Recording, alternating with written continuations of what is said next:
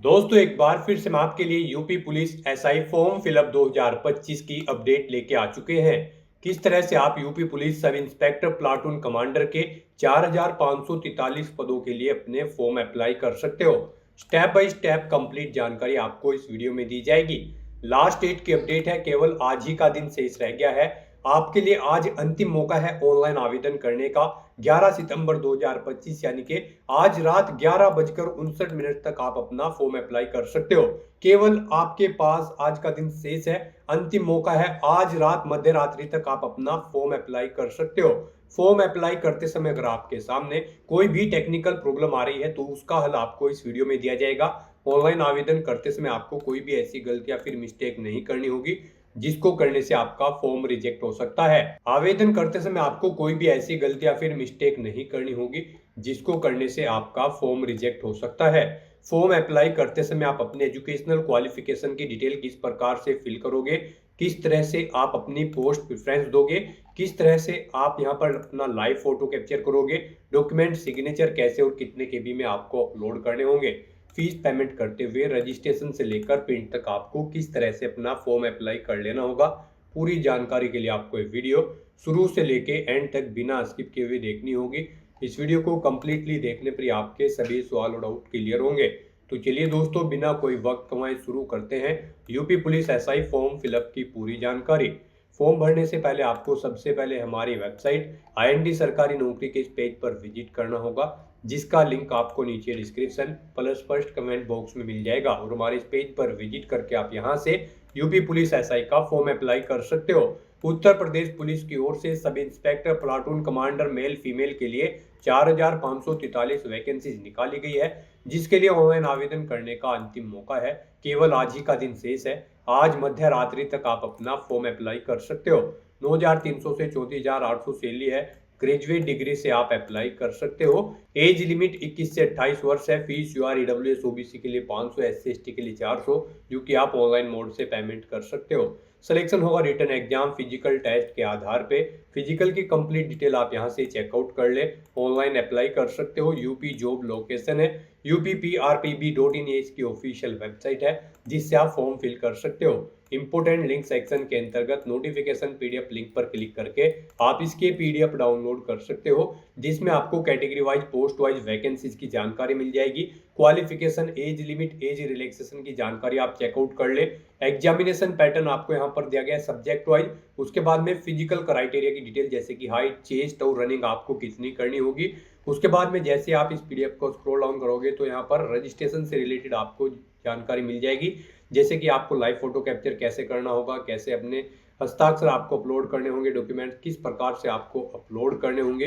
पूरी प्रक्रिया आपको हिंदी में दे दी गई है। एग्जामिनेशन पैटर्न और सिलेबस आपको इस पीडीएफ के एंड में डिटेल में दिया गया है। तो अप्लाई ऑनलाइन करने से पहले आपको नोटिफिकेशन की पीडीएफ पूरी पढ़ना अनिवार्य है। इसको पूरा चेकआउट करने से आपके सभी सवाल और डाउट क्लियर होंगे।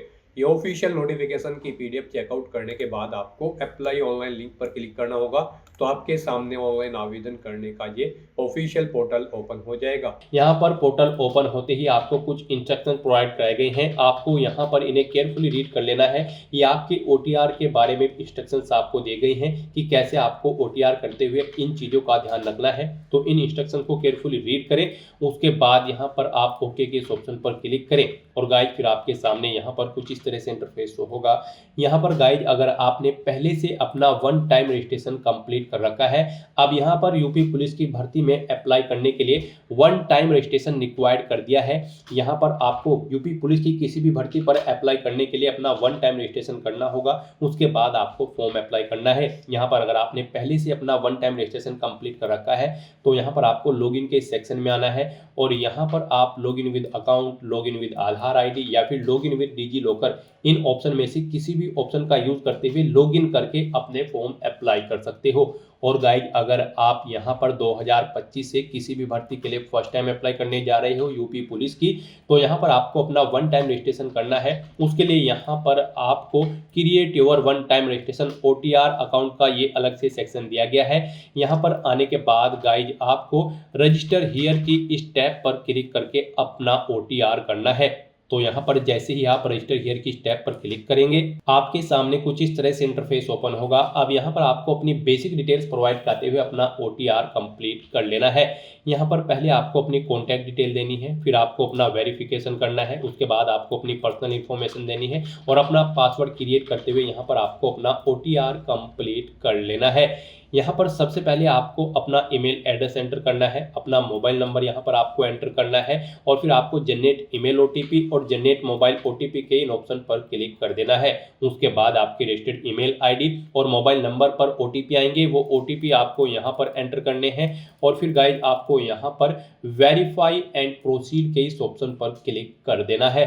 इस तरह से यहाँ पर आपका मोबाइल नंबर और ईमेल ID सक्सेसफुली वेरीफाई हो जाएगी। फिर यहाँ पर आपको अपना वेरिफिकेशन कंप्लीट करना है। सबसे पहले यहाँ पर आपको चेकबॉक्स को ओके करना है कि यहाँ पर आपने अपनी 18 साल आयु कंप्लीट कर ली है। फिर यहाँ पर आपको अपनी सहमति प्रदान करनी है अपनी वेरिफिकेशन के लिए। उसके लिए आपको ये डिटेल हिंदी और इंग्लिश में प्रोवाइड कराई गई है। आप किसी भी लैंग्वेज में रीड करने के बाद यहाँ पर इस चेकबॉक्स को ओके करें। सुनना चाहते हैं तो इस ऑप्शन पर क्लिक करके आप इस डिटेल को सुन भी सकते हैं और फिर आप अपनी सहमति यहाँ पर प्रोवाइड करा सकते हैं। उसके बाद यहाँ पर आपको अपना वेरिफिकेशन करना है। यहाँ पर आप अपना वेरिफिकेशन दो तरह से कर सकते हो। आप आधार के थ्रू अपना वेरिफिकेशन कर सकते हो या फिर डिजी लॉकर के थ्रू आप अपना वेरिफिकेशन यहाँ पर कर सकते हो। और अगर आपके पास आधार और डिजी लॉकर नहीं है तो इनके बिना भी यहाँ पर आप अपना रजिस्ट्रेशन कर सकते हो। उसके लिए आपको I am not currently registered with Aadhaar और डिजी लॉकर के ऑप्शन पर क्लिक करना है और अपनी डिटेल्स यहाँ पर आपको मैन्युअली एंटर करते हुए अपनी वेरिफिकेशन यहाँ पर कंप्लीट कर लेनी होगी, अपना रजिस्ट्रेशन करना होगा। तो यहाँ पर हम आपको बता दें सबसे बेस्ट ऑप्शन आपके लिए आधार वेरिफिकेशन का रहेगा। यहाँ पर हम आपको सजेस्ट करेंगे आप आधार के थ्रू अपना वेरिफिकेशन कर लें। यहाँ पर बाद में भी आपको अपना वेरिफिकेशन करना होगा आधार के थ्रू। जब आप किसी भी भर्ती के लिए अप्लाई करेंगे तो हम आपको सजेस्ट करते हैं आप आधार के थ्रू अपना वेरिफिकेशन यहाँ पर कंप्लीट करें। तो जैसे ही यहाँ पर आप वेरिफिकेशन थ्रू आधार के इस ऑप्शन पर क्लिक करेंगे फिर आपके सामने कुछ इस तरह से इंटरफेस होगा। अब यहाँ पर आपको अपना आधार नंबर एंटर करना है। उसके बाद आपको जनरेट आधार OTP के ऑप्शन पर क्लिक करना है।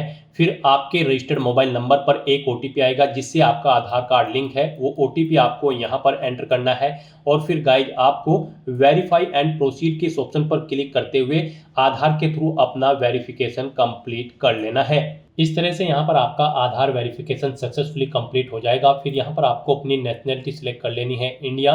उसके बाद यहाँ पर आपको आपके आधार के अकॉर्डिंग कुछ चीज़ें आपकी ऑटोमेटिकली फिर मिल जाएगी, जैसे कि आपका नाम, आपकी डेट ऑफ बर्थ, आपका जेंडर और फिर यहाँ पर बस अब आपको अपने फादर का नाम एंटर करना है। उसके बाद यहाँ पर आपको अपनी 10वीं क्लास की डिटेल प्रोवाइड करनी है। यहाँ पर आपको अपना नाम एंटर करना है आपकी 10वीं की मार्कशीट के अकॉर्डिंग, यानी कि जो आपका नाम आपकी 10वीं की मार्कशीट में है वो एज इट इज आपको यहाँ पर टाइप करना है। फिर यहाँ पर आपको अपनी डेट ऑफ बर्थ एंटर करनी है अपनी 10वीं की मार्कशीट के अकॉर्डिंग DDMMYY फॉर्मेट में। उसके बाद यहाँ पर आपको अपना जेंडर सिलेक्ट करना है। उसके बाद यहाँ पर आपको अपने फादर का नाम दोबारा से टाइप करना है अपनी हाई स्कूल की मार्कशीट के अकॉर्डिंग। इस तरह से अपनी डिटेल प्रोवाइड करने के बाद फिर आपको प्रोसीड के इस ऑप्शन पर क्लिक करना है। नेक्स्ट यहाँ पर आपको अपना पासवर्ड क्रिएट करना है। यहाँ पर आपके पासवर्ड के लिए आपको गाइडलाइन दी गई है। आपका पासवर्ड कम से कम 8 कैरेक्टर का होना चाहिए और ये अल्फा न्यूमेरिक फॉर्मेट में होना चाहिए। मीन्स आपके पासवर्ड में कम से कम एक अपर केस कैरेक्टर, एक लोअर केस कैरेक्टर, एक इंटीजर नंबर और एक स्पेशल कैरेक्टर जैसे कि @ या फिर डॉलर होना चाहिए। तो इस फॉर्मेट में यहाँ पर आपको अपना पासवर्ड एंटर करना है। हम यहाँ पर आपको सैंपल के तौर पर दिखा रहे हैं। यहाँ पर आप अपने अकॉर्डिंग अपना पासवर्ड एंटर करें। वही पासवर्ड आप यहाँ पर कंफर्म पासवर्ड फील्ड में एंटर करें। उसके बाद आई एम नॉट ए रोबोट के चेकबॉक्स को ओके करें और फिर गाइज आप preview and create an account के इस ऑप्शन पर क्लिक कर दें। फिर यहाँ पर आपने जो डिटेल प्रोवाइड कराई है उसका पूरा प्रीव्यू यहाँ पर आपको शो कर दिया गया है। आपको सभी डिटेल्स केयरफुली चेकआउट करनी है। कहीं पर कोई मिस्टेक है तो आप एडिट बटन पर क्लिक करके एडिट कर सकते हो, नहीं तो यहाँ पर बस अब आपको इस चेकबॉक्स को ओके करना है और फिर गाइड क्रिएट एन अकाउंट के इस ऑप्शन पर क्लिक कर देना है। फिर आपके सामने मैसेज शो होगा कि यहाँ पर खाता बनाने के बाद आप अपना ईमेल आईडी और मोबाइल नंबर कभी भी चेंज नहीं कर पाओगे अगर यहाँ पर आप प्रोसीड ऑप्शन पर क्लिक कर देते हैं।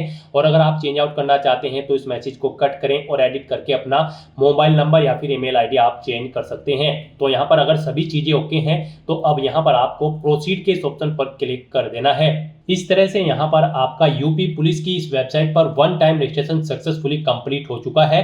अब यहाँ पर आपको इन तीनों ऑप्शन में से किसी भी ऑप्शन का यूज करते हुए अपने डैशबोर्ड में लॉगिन करके अपना फॉर्म अप्लाई कर लेना है। यहाँ पर आप login with account, login with Aadhaar ID, login with DigiLocker के इस ऑप्शन पर क्लिक करके किसी भी ऑप्शन का यूज करते हुए आप लॉगिन करें और फिर अपना फॉर्म अप्लाई कर ले। यहाँ पर अगर आप लॉगिन विद अकाउंट के ऑप्शन पर क्लिक करते हैं फिर आपके सामने कुछ इस तरह से इंटरफेस ओपन होगा। अब गाइस यहाँ पर आपको अपना मोबाइल नंबर एंटर करना है या फिर ईमेल आईडी एंटर करनी है, अपना पासवर्ड आपको एंटर करना है जो आपने OTR करते हुए क्रिएट किया है। फिर यहाँ पर आपको लॉगिन के इस ऑप्शन पर क्लिक कर देना है। उसके बाद आपके सामने यहाँ पर 2 फैक्टर ऑथेंटिकेशन मोड ओपन होगा। अब यहाँ पर आपको एक OTP सबमिट करना है अपनी ईमेल आईडी पर या फिर मोबाइल नंबर पर। आप इनमें से किसी भी ऑप्शन पर क्लिक करें, सेंड OTP टू ईमेल या फिर सेंड OTP टू फोन। उसके बाद आपकी ईमेल आईडी या फोन पर एक OTP आएगा जिस पर आप क्लिक करेंगे, जिस भी ऑप्शन पर, वो OTP आपको यहाँ पर एंटर कर देना है और उसके बाद फिर गाइस यहाँ पर आपको लॉगिन के इस ऑप्शन पर क्लिक कर देना है। नेक्स्ट आपके सामने यहाँ पर कुछ इस तरह से आपका डैशबोर्ड ओपन हो जाएगा। अब गाइस यहाँ पर आपको कुछ इन इंस्ट्रक्शंस को रीड कर लेना है फॉर्म अप्लाई करने से पहले, और फिर यहाँ पर आपको अपना फॉर्म अप्लाई करने के लिए ऑनलाइन एप्लीकेशन की स्टेप पर क्लिक करना है या फिर आपको यहाँ पर ऑनलाइन एप्लीकेशन की सेकंड टैब पर क्लिक कर देना है। इनमें से आप किसी भी टैब पर क्लिक करें। उसके बाद यहाँ पर आपको यूपी पुलिस SI और अन्य पोस्ट की जो ये भर्ती निकली है उसका ये सेक्शन यहाँ पर आपको शो कर दिया गया है। अब यहाँ पर इस भर्ती में अप्लाई करने के लिए गाइस आपको इस चेकबॉक्स को ओके करना है और फिर आपको यहाँ पर अप्लाई की इस टैब पर क्लिक कर देना है। नेक्स्ट आपके सामने कुछ इस तरह से इंटरफेस ओपन होगा। यहाँ पर आपका एप्लीकेशन फॉर्म स्टार्ट हो चुका है। यहाँ पर गाइस आपको अपने एप्लीकेशन फॉर्म में सबसे पहले अपनी पर्सनल डिटेल देनी है, फिर आपको कुछ अन्य डिटेल्स देनी है, अपनी क्वालिफिकेशन की डिटेल आपको देनी है, फिर यहाँ पर आपको अपना फोटो, सिग्नेचर और डॉक्यूमेंट्स अपलोड करने हैं, फिर यहाँ पर आपको पोस्ट प्रेफरेंस देनी है और अपने फॉर्म का प्रीव्यू चेकआउट करते हुए और फीस पेमेंट कर देना है और अपना फॉर्म सबमिट कर देना है। तो इन स्टेप्स को यहाँ पर आपको अपनी इस एप्लीकेशन फॉर्म में 1 बाय 1 करके कंप्लीट करना है। तो यहाँ पर अपने इन स्टेप को कंप्लीट करने के लिए अब आपकी पर्सनल डिटेल का सेक्शन स्टार्ट हो चुका है। यहाँ पर आने के बाद आपको कुछ चीज़ें आपकी ऑटोमेटिकली फिर मिल जाएगी जो आपने यहाँ पर रजिस्ट्रेशन टाइम पर प्रोवाइड कराई थी जब आपने अपना OTR किया था, जैसे कि आपका नाम, आपकी ईमेल आईडी, आपका मोबाइल नंबर, आपकी डेट ऑफ बर्थ, ये चीज़ें आपको ऑटोमेटिकली फिर मिल जाएगी। बस यहाँ पर अब आपको अपनी मदर का नाम एंटर करना है। उसके बाद यहाँ पर आपको अपना मैरिटल स्टेटस सेलेक्ट कर लेना है, आप मैरिड हो या फिर अनमैरिड या फिर डाइवोर्स या फिर विडोवर, आप अपने अकॉर्डिंग यहाँ पर ऑप्शन सेलेक्ट करें। फिर आपसे पूछा गया कि क्या आप उत्तर प्रदेश के मूल निवासी हैं, अगर हैं तो आप यस करेंगे। फिर अपने डोमिसाइल सर्टिफिकेट की डिटेल देंगे। डोमिसाइल सर्टिफिकेट इशूइंग डिस्ट्रिक्ट आपको सेलेक्ट करना है, यानी कि किस डिस्ट्रिक्ट से आपके पास डोमिसाइल सर्टिफिकेट है वो डिस्ट्रिक्ट यहाँ पर आप सेलेक्ट करें। फिर किस अथॉरिटी ने आपको इशू किया है वो यहाँ पर आप सेलेक्ट करें, ADM, city magistrate, DM, SDM या फिर तहसीलदार। आप अपने अकॉर्डिंग ऑप्शन सेलेक्ट करें। किस डेट को इशू हुआ है वो डेट आप सेलेक्ट करें। अपने डोमिसाइल सर्टिफिकेट का एप्लीकेशन नंबर एंटर करें, उसका सीरियल नंबर यहाँ पर आप एंटर करें। और अगर आप यूपी के निवासी नहीं हैं तो आप सिंपली यहाँ पर नो ऑप्शन सेलेक्ट करेंगे। फिर यहाँ पर आप उत्तर प्रदेश के मूल निवासी नहीं हैं तो आपको अनारक्षित श्रेणी में माना जाएगा, यानी कि जनरल कैटेगरी में आपको काउंट किया जाएगा। चाहे आप SC है, ST है या फिर OBC है तो आपको जनरल कैटेगरी में यहाँ पर काउंट किया जाएगा अगर आप उत्तर प्रदेश के निवासी नहीं हो। फिर यहाँ पर आपको कुछ भी डिटेल प्रोवाइड नहीं करानी होगी। यूपी से हैं तो आपको अपनी डोमिसाइल सर्टिफिकेट की डिटेल यहाँ पर देनी होगी। फिर यहाँ पर आपको अपनी कैटेगरी सेलेक्ट करनी है, आप किस कैटेगरी से बिलोंग करते हैं, जनरल, SC, ST, OBC या फिर EWS, आप अपने अकॉर्डिंग ऑप्शन सेलेक्ट करें। यहाँ पर अगर आप रिजर्व कैटेगरी से बिलोंग करते हैं तो फिर आपको अपना कैटेगरी सर्टिफिकेट भी यहाँ पर उसकी डिटेल देनी होगी। उसके लिए यहाँ पर आपको category certificate issuing district select करना है, किस डिस्ट्रिक्ट से आपके पास आपका कैटेगरी सर्टिफिकेट है। उसके बाद आपको किस रैंक के अधिकारी ने वो इशू किया है, ADM, city magistrate, DM, SDM या फिर तहसीलदार, आप अपने अकॉर्डिंग ऑप्शन सेलेक्ट करें। किस डेट को इशू हुआ है वो डेट सेलेक्ट करें और फिर यहाँ पर उसका एप्लीकेशन नंबर एंटर करें, सीरियल नंबर एंटर करें। उसके बाद यहाँ पर आपको अपने एड्रेस की डिटेल प्रोवाइड करनी है। यहाँ पर आपको अपना कोरोस्पोंडेंस एड्रेस एंटर करना है, फिर आपको अपना परमानेंट एड्रेस एंटर करना है। और यहाँ पर अगर आपका परमानेंट एड्रेस आपके कोरोस्पोंडेंस एड्रेस के अकॉर्डिंग सेम है तो आप इस चेकबॉक्स को ओके कर देंगे। ऑटोमेटिकली आपका परमानेंट एड्रेस आपके कोरोस्पोंडेंस एड्रेस के अकॉर्डिंग फिल हो जाएगा।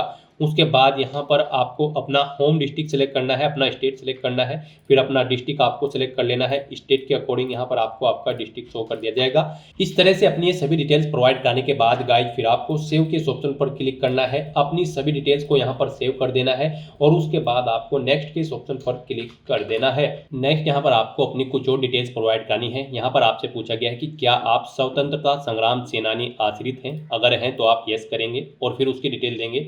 जैसे कि यहाँ पर स्वतंत्रता संग्राम सेनानी आश्रित प्रमाण पत्र जारी करने वाला जिला आपको सेलेक्ट करना है, यानी कि किस जिले से हैं। फिर यहाँ पर आपको स्वतंत्रता संग्राम सेनानी आश्रित प्रमाण पत्र जारी करने की तिथि सेलेक्ट करनी है। फिर उस प्रमाण पत्र का सीरियल नंबर आपको देना है। फिर आपको किस अथॉरिटी ने इशू किया है उसकी डेजिग्नेशन यहाँ पर आपको एंटर करनी है, जैसे कि डीएम, तहसीलदार या फिर सिटी मजिस्ट्रेट। आप अपने अकॉर्डिंग यहाँ पर एंटर करें। और अगर आप यहाँ पर स्वतंत्रता संग्राम सेनानी के आश्रित नहीं हैं तो आप सिंपली यहाँ पर नो ऑप्शन सेलेक्ट करेंगे, फिर आपको आगे की डिटेल नहीं देनी होगी। फिर यहाँ पर आपसे पूछा गया है कि क्या आप एक सर्विसमैन हैं, अगर हैं तो आप यस करेंगे। कब आपने ज्वाइन की थी अपनी सर्विस वो डेट सेलेक्ट करें, कब डिस्चार्ज हुए हैं वो डेट सेलेक्ट करें। इन डेट के अकॉर्डिंग यहाँ पर आपकी सर्विस कैलकुलेट करके आपको ईयर, मंथ और डेज में शो कर दी जाएगी। और अगर आप एक सर्विसमैन कैंडिडेट नहीं है तो सिंपली यहाँ पर आप नो ऑप्शन सेलेक्ट करेंगे, आगे की डिटेल फिर आपको नहीं देनी होगी, वो डिसेबल कर दी जाएगी। फिर आपसे पूछा गया है कि क्या यहाँ पर आप उत्तर प्रदेश के राज्य के कर्मचारी हैं और आपके पास अपेक्षित प्रमाण पत्र हैं, अगर है तो आप यस करेंगे और फिर उसकी डिटेल प्रोवाइड कराएंगे। फिर यहाँ पर आपसे पूछा गया है कब आपने राज्य की सेवा शुरू की थी, यानी कि अपनी जॉब स्टार्ट की थी, वो डेट आपको सेलेक्ट करनी है। फिर यहाँ पर आपको एनओसी इशू कब हुई थी वो डेट आपको सेलेक्ट करनी है। फिर इनके अकॉर्डिंग आपकी यहाँ पर सेवा की अवधि कैलकुलेट करके आपको शो कर दी जाएगी। एनओसी का सीरियल नंबर यहाँ पर आपको देना होगा अपनी। फिर एनओसी आपको किस अथॉरिटी ने इशू कराई है उसका यहाँ पर आपको रैंक देना होगा, डेजिग्नेशन देनी होगी। इस तरह से अपनी डिटेल यहाँ पर आपको फिल करनी है। और अगर आप यहाँ पर राज्य के कर्मचारी नहीं है उत्तर प्रदेश के, आप सिंपली नो ऑप्शन सेलेक्ट करेंगे और फिर इस तरह से अपनी डिटेल प्रोवाइड करने के बाद गाइज आपको सेव के इस ऑप्शन पर क्लिक करके अपनी सभी डिटेल सेव कर देनी है और उसके बाद फिर आपको नेक्स्ट के इस ऑप्शन पर क्लिक कर देना है। नेक्स्ट यहाँ पर आपको अपनी एजुकेशनल क्वालिफिकेशन की डिटेल प्रोवाइड करनी है।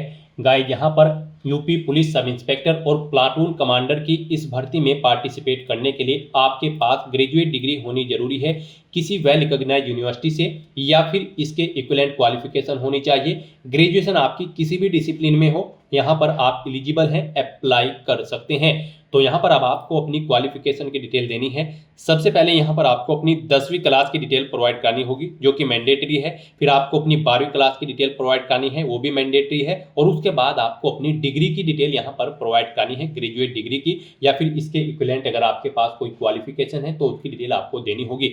तो यहाँ पर 10वीं क्लास की डिटेल प्रोवाइड करने के लिए सबसे पहले आपको बोर्ड का नाम सेलेक्ट करना है, जिस बोर्ड से आपने अपनी 10वीं क्लास पास आउट की है। फिर यहाँ पर आपको पासिंग डे, मंथ और ईयर सेलेक्ट कर लेना है जब आपने अपनी 10वीं क्लास पास आउट की थी। आपको अपनी 10वीं क्लास का रोल नंबर यहाँ पर एंटर करना है।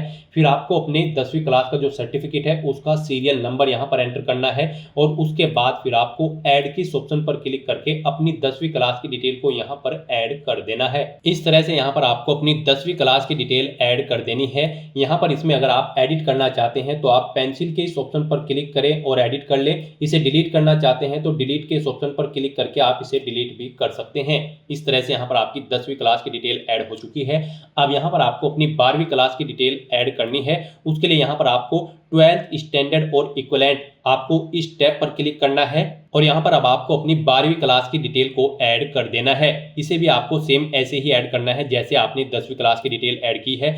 यहाँ पर भी आपको सबसे पहले बोर्ड का नाम सेलेक्ट करना है, जिस बोर्ड से आपने अपनी 12वीं क्लास पास आउट की है। फिर आपने उसे किस डे, मंथ और ईयर को पास आउट किया है वो डेट आपको सेलेक्ट कर लेनी है। उसके बाद यहाँ पर आपको अपनी 12वीं क्लास का रोल नंबर एंटर करना है, उसके सर्टिफिकेट का सीरियल नंबर एंटर करना है और ऐड के इस ऑप्शन पर क्लिक करके आपको अपनी 12वीं क्लास की डिटेल भी ऐड कर देनी है। इस तरह से यहाँ पर आपकी 10वीं क्लास की और 12वीं क्लास की डिटेल सक्सेसफुली ऐड हो जाएगी। इन्हें आप एडिट करना चाहते हैं तो एडिट कर ले, डिलीट करना चाहते हैं तो डिलीट कर ले। और अब यहाँ पर गाइज आपको अपनी बैचलर डिग्री यानी ग्रेजुएशन की डिटेल प्रोवाइड करनी है। उसके लिए यहाँ पर आपको बैचलर डिग्री और इक्विवेलेंट की स्टेप पर क्लिक करना है और यहाँ पर आपको अपनी ग्रेजुएशन की डिटेल भी सेम ऐसे ही प्रोवाइड कर देनी है। यहाँ पर आपको सबसे पहले यूनिवर्सिटी या फिर बोर्ड का नाम सेलेक्ट करना है जिससे आपने अपनी ग्रेजुएशन कंप्लीट की है। उसके बाद किस डे, मंथ और ईयर को आपने कंप्लीट की है वो डेट आपको सिलेक्ट कर लेनी है। अपनी ग्रेजुएशन का रोल नंबर यहाँ पर आपको एंटर करना है, सीरियल नंबर आपको सर्टिफिकेट का एंटर करना है और उसके बाद आपको ऐड के ऑप्शन पर क्लिक कर देना है। इस तरह से यहाँ पर आपकी 10वीं 12वीं और ग्रेजुएशन की डिटेल ऐड हो जाएगी। इस तरह से अपनी क्वालिफिकेशन की सभी डिटेल्स ऐड करने के बाद फिर आपको यहाँ पर नेक्स्ट के इस ऑप्शन पर क्लिक कर देना है। नेक्स्ट यहाँ पर आपको अपने डॉक्यूमेंट अपलोड करने हैं और अपना लाइव फोटो कैप्चर करना है और सिग्नेचर अपलोड करने हैं। यहाँ पर आपको अपना डोमिसाइल सर्टिफिकेट अपलोड करना है, 10वीं क्लास का सर्टिफिकेट और मार्कशीट, 12वीं क्लास का सर्टिफिकेट मार्कशीट और बैचलर डिग्री का सर्टिफिकेट और मार्कशीट यहाँ पर आपको अपलोड करनी है। और अगर आप रिजर्व कैटेगरी से बिलोंग करते हैं तो फिर आपको अपना कास्ट सर्टिफिकेट भी यहाँ पर अपलोड करना होगा। अपने इन डॉक्यूमेंट्स को अपलोड करने के लिए गाइज आपको यहाँ पर अपलोड के इन ऑप्शन पर क्लिक करना है। आप जिस भी डॉक्यूमेंट को अपलोड करेंगे उसके सामने यहाँ पर आपको ये एरो का चिन्ह दिया गया है, आपको अपलोड के इस चिन्ह पर क्लिक करना है। उसके बाद यहाँ पर आपके सामने कुछ इस तरह से इंटरफेस शो होगा। अब यहाँ पर आपको आपके जो ये डॉक्यूमेंट है ये 1 MB से कम होने चाहिए, PDF फॉर्मेट में आपके ये डॉक्यूमेंट होने चाहिए। तो अपने डॉक्यूमेंट्स को अपलोड करने के लिए आपको ब्राउज के इस ऑप्शन पर क्लिक करना है, फाइल को सेलेक्ट कर लेना है और फिर आपको यहाँ पर सेव के इस ऑप्शन पर क्लिक करके अपने इन डॉक्यूमेंट्स को 1 बाय 1 करके अपलोड यहाँ पर आपको कर देना है। और फिर यहाँ पर आप व्यू के इन ऑप्शन पर क्लिक करके आप जिस भी डॉक्यूमेंट को अपलोड करेंगे उसके सामने आपको यहाँ पर व्यू का ऑप्शन दिया गया है, आप इन ऑप्शन पर क्लिक करके इन्हें व्यू कर लें। गलती से कुछ गलत डॉक्यूमेंट अपलोड हो गया है तो आप डिलीट के ऑप्शन पर क्लिक करके डिलीट भी कर सकते हैं। तो इस तरह से आपको अपने इन सभी डॉक्यूमेंट्स को अपलोड कर देना है।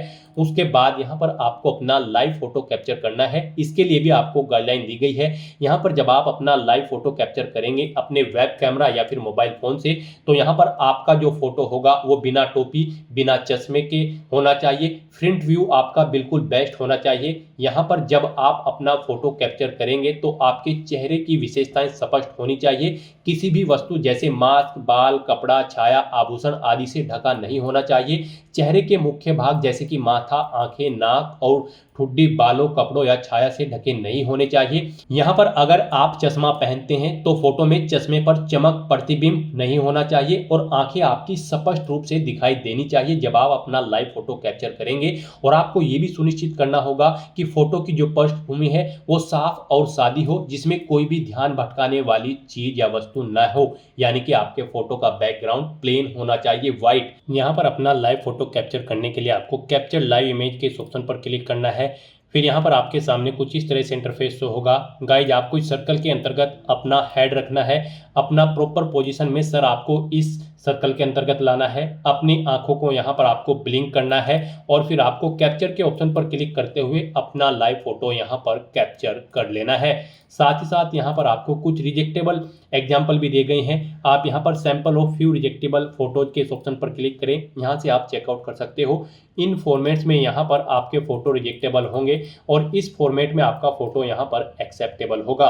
तो यहाँ पर सभी दिशा निर्देश को ध्यान में रखते हुए आपको अपना लाइव फोटो कैप्चर कर लेना है अपने वेब कैमरा या फिर मोबाइल फोन के थ्रू। उसके बाद यहाँ पर आपको अपने सिग्नेचर अपलोड करने हैं। सिग्नेचर के लिए भी आपको गाइडलाइन दी गई है। यहाँ पर आपके जो सिग्नेचर होंगे वो व्हाइट पेपर पर ब्लैंक इंक पेन से होने चाहिए एक बॉक्स के अंदर। उस बॉक्स का साइज 50 mm × 20 mm होना चाहिए, यानी कि यहाँ पर उसकी पिक्सल्स में अगर बात करें तो आपका जो बॉक्स होगा उसकी विड्थ यहाँ पर 140 पिक्सल होनी चाहिए, हाइट 60 पिक्सल होनी चाहिए। फिर यहाँ पर आपको जो अपने सिग्नेचर करने हैं वो कैपिटल लेटर्स में नहीं करने हैं, स्मॉल लेटर्स में आपको अपने सिग्नेचर यहाँ पर करने होंगे। सिग्नेचर की फाइल का फॉर्मेट JPG, JPEG या फिर JPE होना चाहिए। यहाँ पर आकार हम आपको ऑलरेडी बता चुके हैं, 50 mm से 20 mm के बीच में, यानी कि 140 × 60 पिक्सल के जो बॉक्स होगा उसमें आपके सिग्नेचर होने चाहिए। और यहाँ पर आपके सिग्नेचर की फाइल का साइज 5 KB से 20 KB के बीच में होना चाहिए। हस्ताक्षर केवल आवेदक के ही होने चाहिए, किसी और के नहीं होने चाहिए। अगर आपके हस्ताक्षर यहाँ पर वेरीफाई नहीं होंगे तो फिर आपका एप्लीकेशन फॉर्म रिजेक्ट हो सकता है। गाइस यहाँ पर इन गाइडलाइंस को ध्यान में रखते हुए अपने इन सभी डॉक्यूमेंट्स को आपको अपलोड कर देना है। और यहाँ पर जब आप अपने डॉक्यूमेंट अपलोड कर रहे हैं, इनका साइज कम या ज़्यादा है तो आप इन्हें दी गई गाइडलाइंस के अकॉर्डिंग सेट कर सकते हैं। उसके लिए आपको सिंपली कुछ नहीं करना है, ये कोई रॉकेट साइंस नहीं है। यहाँ पर आपको अपने इंटरनेट ब्राउजर पर जाना है, वहाँ पर गूगल में जाकर आपको इमेज रिसाइजर टाइप करना है। मल्टीपल ऑनलाइन वेबसाइट ओपन होंगी, किसी भी वेबसाइट को ओपन करें, वहां पर आप जिस डॉक्यूमेंट का साइज दी गई रिक्वायरमेंट के अकॉर्डिंग आप सेट करना चाहते हैं उसे आप अपलोड करें और दी गई रिक्वायरमेंट के अकॉर्डिंग उसका साइज सेट करके उसे डाउनलोड करके यहां पर आप अपलोड कर दें। इस तरह से यहां पर आपको अपने डॉक्यूमेंट अपलोड करने के बाद, लाइव फोटो कैप्चर करने के बाद और सिग्नेचर अपलोड करने के बाद सेव के इस ऑप्शन पर क्लिक करना है और अपने इन सभी डॉक्यूमेंट्स को आपको सेव कर देना है और उसके बाद फिर यहां पर आपको नेक्स्ट के इस ऑप्शन पर क्लिक कर देना है। नेक्स्ट यहां पर आपको अपनी पोस्ट प्रेफरेंस देनी है। यहां पर आप जिस पोस्ट को फर्स्ट नंबर पर प्रेफरेंस देना चाहते हैं उसके सामने के प्लस के ऑप्शन पर आप फर्स्ट नंबर पर क्लिक करेंगे, वो यहां पर फर्स्ट नंबर पर ऐड हो जाएगी और जिसे आप सेकंड, थर्ड जिस भी नंबर पर रखना चाहते हैं उसके सामने प्लस के निशान पर आपको उसी नंबर पर क्लिक करना है। इस तरह से यहां पर आप अपनी पोस्ट प्रेफरेंस प्रोवाइड कर सकते हो। फिर आपको इस पेज को नीचे स्क्रॉल डाउन करना है, इस चेकबॉक्स को ओके करना है। यहां पर आपसे पूछा गया कि आपने जिन पदों के लिए आवेदन करने में रुचि रखी है उसके लिए आपने अपनी पोस्ट प्रेफरेंस की जांच कर ली है। उसके बाद आपसे पूछा गया कि क्या आपके पास कंप्यूटर में ओ लेवल का प्रमाण पत्र है, अगर है तो आप यस करेंगे और फिर यहाँ पर आप अपना ओ लेवल का प्रमाण पत्र अपलोड करेंगे। आपको यहाँ पर ब्राउज के इस ऑप्शन पर क्लिक करना है, फाइल को सिलेक्ट कर लेना है और अपना ओ लेवल का कंप्यूटर सर्टिफिकेट यहाँ पर आपको अपलोड कर देना है। इस फाइल का साइज आपका यहाँ पर 1024 KB से कम होना चाहिए। PDF फॉर्मेट में आपकी ये फाइल होनी चाहिए। और गाइज अगर यहाँ पर आपके पास ओ लेवल सर्टिफिकेट नहीं है कंप्यूटर में तो यहाँ पर आपको नो ऑप्शन सेलेक्ट कर लेना है। अगर आपके पास ये सर्टिफिकेट होगा तो फिर यहाँ पर आपको प्रेफरेंस दी जाएगी इस भर्ती में, नहीं है तो कोई बात नहीं। फिर यहाँ पर आपसे पूछा गया है कि क्या आप टेरिटोरियल आर्मी में सेवा दी है आपने कभी, अगर दी है तो आप यस करेंगे और फिर यहाँ पर आप अपना सेवा प्रमाण पत्र अपलोड करेंगे। उसके लिए भी आपको ब्राउज के इस ऑप्शन पर क्लिक करना है, फाइल को सिलेक्ट कर लेना है और उसे यहाँ पर अपलोड कर देना है। इस फाइल का साइज भी यहाँ पर 1024 KB से कम होना चाहिए। PDF फॉर्मेट में आपकी ये फाइल होनी चाहिए। नहीं की है आपने यहाँ पर सेवा तो आप नो ऑप्शन सेलेक्ट करेंगे। उसके बाद आपसे पूछा गया है कि क्या आपके पास NCC का B सर्टिफिकेट है, अगर है तो आप यस करें और फिर यहाँ पर अपना सर्टिफिकेट आप अपलोड कर दें। ब्राउज के ऑप्शन पर क्लिक करें, फाइल को सिलेक्ट करें और उसे यहाँ पर आप अपलोड कर दें। 1024 KB से कम PDF फॉर्मेट में आपकी फाइल होनी चाहिए। यहाँ पर अगर आपके पास ये डॉक्यूमेंट्स होंगे तो आपको यहाँ पर प्रेफरेंस दिया जाएगा इस भर्ती में, नहीं है तो कोई बात नहीं। फिर यहाँ पर आपको इस पेज को नीचे स्क्रॉल डाउन करना है। उसके बाद आपको डिक्लेरेशन सेक्शन में आना है और इस घोषणा पत्र को पढ़ना है। यहाँ पर आपको इन्हें केयरफुली रीड करना है। मैंने विज्ञप्ति का अध्ययन किया है और मैं इसे समझ लिया है तथा स्वयं को इन पदों के लिए आवेदन करने हेतु पात्र पाया है। इन डिटेल्स को आपको 1 बाय 1 करके रीड आउट कर लेना है और इन सभी चेकबॉक्सेस को आपको 1 बाय 1 करके ओके कर देना है। फिर यहाँ पर आपको एडिशनल डिटेल देनी है। यहाँ पर आपसे पूछा गया है कि क्या आप घोषणा करते हैं या फिर करती हैं कि आप अविवाहित या फिर विधुर या फिर विधवा है, या आप केवल एक ही जीवित पति या फिर पत्नी है, और आप यह भी घोषणा करते हैं या फिर करती हैं कि आपने ऐसी स्त्री या पुरुष से विवाह नहीं किया है जिसका पहले से पति या फिर पत्नी जीवित है। तो यहाँ पर आपको येस या नो ऑप्शन सेलेक्ट करना है। आप इन डिटेल्स को केयरफुली रीड करें और अपने अकॉर्डिंग येस या नो में यहाँ पर आप ऑप्शन प्रोवाइड करा दें। फिर यहाँ पर आपसे पूछा गया कि क्या आपको कभी किसी स्थापित न्यायालय के द्वारा कभी भी दोषी नहीं ठहराया गया है, तो यहाँ पर आप येस या नो अपने अकॉर्डिंग ऑप्शन सेलेक्ट करें। आप घोषणा करते हैं या फिर करती हैं कि आपने कभी भी राजकीय सेवा से आपको बर्खास्त नहीं किया गया है, यहाँ पर आप येस या नो अपने अकॉर्डिंग ऑप्शन सेलेक्ट करें। तो इन डिटेल्स को आपको केयरफुली रीड करना है, येस या नो में अपना आंसर प्रोवाइड कराना है। पेज को नीचे स्क्रॉल डाउन करना है, यहाँ पर आपको अपना पैलेस एंटर करना है और फिर गाइड आपको यहाँ पर प्रीव्यू एप्लीकेशन के इस ऑप्शन पर क्लिक कर देना है। फिर यहाँ पर अब तक आपने जो पीछे फॉर्म फिल किया है उसका पूरा प्रीव्यू आपको शो कर दिया गया है। आपको सभी डिटेल्स केयरफुली चेकआउट करनी है। पेज को नीचे स्क्रॉल डाउन करना है और आपको इस चेकबॉक्स को ओके करना है। कहीं पर कोई मिस्टेक है तो यहाँ पर आप एडिट के इस ऑप्शन पर क्लिक करके अपने एप्लीकेशन फॉर्म में एडिट कर सकते हैं। और अगर सभी चीजें ओके हैं तो बस यहाँ पर गाइज अब आपको सबमिट के इस ऑप्शन पर क्लिक कर देना है। फिर आपके सामने ये पॉपअप शो होगा, आप डिटेल रीड करें और सबमिट के इस ऑप्शन पर फिर दोबारा से क्लिक कर दें। इस तरह से यहाँ पर आपका एप्लीकेशन फॉर्म सक्सेसफुली सबमिट हो चुका है, लेकिन कंसीडर इसे आपके फीस पेमेंट के बाद ही किया जाएगा। अब यहाँ पर आपको अपनी कैटेगरी के अकॉर्डिंग एप्लीकेशन फीस का अमाउंट पे करना है। गाइड यहाँ पर जनरल, ओबीसी और ईडब्ल्यूएस कैंडिडेट के लिए 500 रुपये फीस है। SC ST कैंडिडेट के लिए 400 रुपये फीस यहाँ पर तय की गई है। फीस का अमाउंट आप ऑनलाइन मोड से जमा करा सकते हो। तो यहाँ पर अब आपको अपना फीस पेमेंट करने के लिए पे विद SBI ई-पे के इस ऑप्शन पर क्लिक करना है। फिर आपके सामने ये पॉपअप शो होगा। अब यहाँ पर आप इस चेकबॉक्स को ओके करें और उसके बाद फिर गाइड आगे बढ़ें /प्रोसीड के इस ऑप्शन पर क्लिक कर दें। नेक्स्ट आपके सामने फीस पेमेंट का इंटरफेस ओपन हो जाएगा। अब यहाँ पर आप debit card, credit card, prepaid card, internet banking या फिर यूपीआई के माध्यम से आप अपना फीस पेमेंट कर सकते हो। यूपीआई यहाँ पर आपके लिए सबसे बेस्ट और इजी ऑप्शन रहेगा।